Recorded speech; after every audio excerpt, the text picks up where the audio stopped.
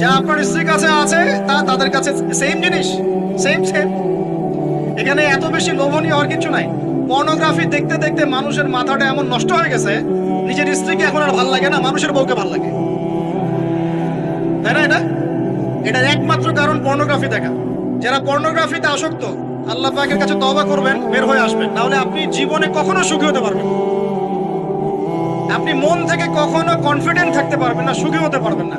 আল্লাহর সামনে দাঁড়ায় চোখের পানি ফেলতে পারবেন না, চোখটা নষ্ট হয়ে গেছে তো। আল্লাহ পাক আমাদের যুবক ভাই থেকে পর্ন থেকে হেফাজত করুন। নিজের দৃষ্টি নত রাখবেন, ইনশাআল্লাহ আল্লাহ পাক আপনাকে খাদিজা রাদিয়াল্লাহু আনহার মতো স্ত্রী দিবেন ইনশাআল্লাহ, ইনশাআল্লাহ তাআলা। আল্লাহর প্রতি ভরসা রাখেন, আল্লাহ পাকের কাছে যা চাবেন ইনশাআল্লাহ পাবেন।